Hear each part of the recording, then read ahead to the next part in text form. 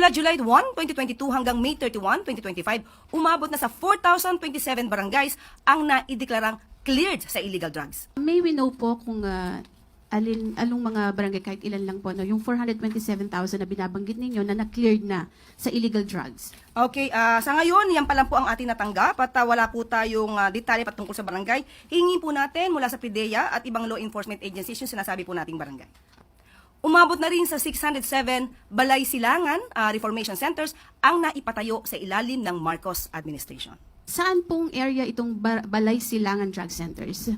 Para yung address po. O sige po, mamaya po ibibigay ko po sa inyo yung exact address.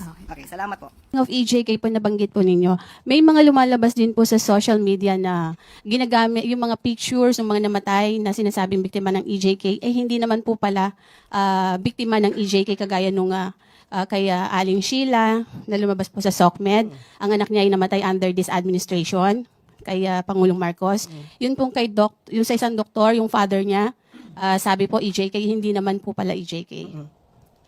Ano po ng government dito kung inaano din po natin itong mga fake news na ito? Opo. Pwede po ba din nating aksyonan yung mga ganong na sinasama po sila dun sa kaso against former President Duterte, pero in fact hindi naman po pala totoo yung mga yon. Good morning po, Yusek. Kumusta na po si dating Pangulong Duterte? Minomonitor din po ba ng administrasyon yung kanyang sitwasyon sa The Hague at yung kanyang medical condition? Kasi po nung humarap siya sa ICC, parang medyo kakaiba yung boses niya. Ang sabi po ni Senator Bongo ay parang hindi yata binibigay yung kanyang gamot. Yan po ay kanyang opinion lamang ni Senator Bongo. Unang-una wala po siya doon sa lugar. At nadinig po mismo natin sa ICC, kay Judge Mutok, na ang Pangulo po, ang dating Pangulo po, ay yun, sa mga doktor na tumingin sa kanya, ay nasa magandang kondisyon po. Mentally aware, mentally fit, at patuloy po rin na chinecheck ang kanyang kondisyon. So, kung meron po mga ganitong klaseng mga haka-haka, muli, katulad ng sinabi ni Senator ni Senator Bongo, dapat siguro ay kanya munang alamin. Alamin ang katotohanan dito bago po magbigay ng baka hindi nabibigay ang kanya mga gamot. Tandaan po natin, ang ICC po, may mga doktor po sila naka-assign dyan. Ngayon, kung araw-araw po natin i-monitor, uli sasabihin natin, wala po kasing jurisdiction na ang Pilipinas kasi po ang dating Pangulong Duterte ay nasa kustodiya na po ng ICC. So sila na po talaga ang magbibigay ng maagarang pag-check up or mag-undergo po ang Pangulong Duterte sa check up po na ibibigay po ng ICC. Pero kung mayroon pong hihilingin, of course, ang dating Pangulong Duterte, maliban po sa kanya, kahit po yung mga victims ng EJK, sila rin po ay bibigyan po ng kaukulang tulong kung kakayanin po ito. At kung ito naman po ay hindi po malalabag ng anumang batas natin. Speaking of EJK po nabanggit po ninyo, may mga lumalabas din po sa social media na ginagamit yung mga pictures ng mga namatay na sinasabing biktima ng EJK, hindi naman po pala biktima ng EJK kagaya nung kay Aling Sheila na lumabas po sa SOCMED. Ang anak niya ay namatay under this administration kay Pangulong Marcos. Yun pong kay yung sa isang doktor, yung father niya, sabi po EJK, hindi naman po pala EJK. Ano po ng government dito kung inaano din po natin itong mga fake news na ito? Opo. Pwede po ba din nating aksyonan yung mga ganong na sinasama po sila dun sa kaso against former President Duterte, pero in fact hindi naman po pala totoo yung mga yon. Siguro sa dami-dami po ng fake news na lumalabas ngayon, makakatulong po ang media. Lalo na po ang mainstream media. Tayo na po ang magsabi kung alam niyo po na peke ito. Kayo na po mag-fact check. Kayo din po ay pinaniniwalaan dahil may kredibilidad din po kayo. So kung ano po yung lumalabas na fake news, magtulungan po tayo para sa bayan po ito. Dapat din po nating ipaalam sa taong bayan na lahat ng lumalabas ng mga fake news na ganyan ay dapat na maputol.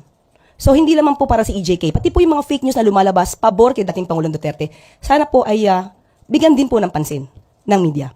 At sana po din po, sa tulong din po ng mainstream media at ng social media, maipakita din po natin kung ano po talaga yung kalagayan ng mga biktima, ng pamilya ng mga biktima ng EJK. Hindi lamang po tayo tutuon kay dating Pangulong Duterte dahil po ang mga biktima po ng EJK ay Filipino rin po. Pero ito po yung mga biktima ng EJK na sinasabi ng under the previous administration po. Binanggit po ni Let Narciso kanina kung may masasampulan na ba. Ito po ay identified na talagang kinumpirma ng mga kapitbahay, at least kilala na kung sino po yung tukoy na yung nag-aano ng fake news, using pa nga po yung kaso ng EJK.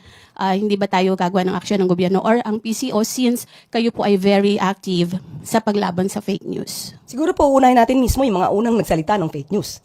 So, uunahin pa po ba natin si former ES Medialdea? Kaya sabi ko po kanina ay pag-aaralan po muna. Doon sa di umano'y pulveron na video ni Pangulong Marcos. Sabi niyo po kanina ay naimbestigahan na yan pero biglang iimbestigahan pa ng DOJ at NBI. At napatunayan na po na ito ay fake doon po sa isinagawang pagsusuri from yung Indian company. Wala po bang plano ang Malacanang, especially ang Pangulong Marcos, na magpa-hair follicle test na siyang hinihingi po para matuldukan na itong issue po ng di umano'y paggamit ng ipinagbabawal na gamot ng ating Pangulo? Sino po ba ang humihingi? Marami po sa ating mga kababayan ang sa social media na nagre-react dito po sa ipinapalabas na video na ito. Actually, parang na-die down na po ito before dahil nga sasabi nga na Malacanang it's a fake. Pero biglang nabuhay after po nung ginagawang investigasyon mismo ng Kongreso, ng Kamara. Kaya po muling lumabas itong video na ito. And sabi nga po nung vlogger na si Miss Pebbles Cunanan ay si Attorney Harry Roque, yung mastermind nitong video. Pero inamin naman ni Miss Maharlika, yung another vlogger, na parang siya yung nagbigay lang kay Attorney Roque. Kaya ang tanong ko po, sabi niyo sa social media hinihingi. Sino po in particular ang masasabi niyo sa akin na humihingi ng ganitong klaseng pag-test? Ang atin pong mga kababayan Sino na po in Madam particular? Yusek, Na po napanood pwede niyo po? sigurong, Ikaw na po ba? Sige po. Kayo po ang humihingi? Okay. Kaya po masabi lang ninyo na mayroong humihingi. Pero Hindi. marami po sa social media So, po kayo ay nagbabasa po sa SOCMED, Madam So, Yusek. isa ka nga sa humihingi. Kasi po gusto Sige, niyo tanong ko nga, isa ka ba? Kasi we have to be specific on this. Isa ka ba sa humihingi? ang mga kababayan po So, natin. isa ka sa humihingi. Actually, I'm a journalist. Hindi Yes, nga, naman po tanong ko ako humihingi. Pero parang gusto ninyo na meron lang kayong Basihan. Opo, basihan. Sino nga po? Kasi sabi niyo po kanina, ay napanood yun niya yata sa social Opo, media. Madam Sino po? Yusek, syempre kami po ay mga Pilipino rin. As a journalist, gusto po namin na hindi fake news. Yun pong aming ibabalita sa taong bayan. Okay, so humihingi po. Si Okay, si nagdi-demand. Attorney Vic Rodriguez, di ho pa Okay. matagal na rin naman niyang hinihiling niyang hair follicle test. Okay, tanong po natin.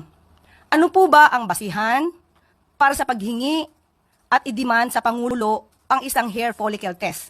Ito po ba'y may pagbibintang na siya ay di umanong gumagamit ng illegal na droga? Kung may pagbibintang, liliwanagin po natin. Kung may pagbibintang sa Pangulo, yung nagbibintang ang dapat na magpatunay kung may ginagamit man o wala.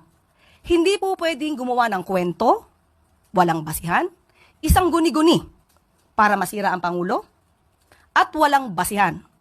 Kahit saan po na kaso, kung sino yung nagbibintang, siya ang magbigay ng pruweba. Hindi nyo pwedeng sabihin na, ito, gumagamit ka, patunayan mong hindi. Hindi po yon ang tamang logic. Kayo po na nagbibintang, kayong humihingi at nagdidiman sa Pangulo, kayo munang magpatunay na mayroon siyang ginagawang mali. Kapag wala po kayong napatunayan, wala po kayong karapatan humingi sa Pangulo ng anuman demand patungkol sa hair follicle test. Thank you Okay po? Salamat.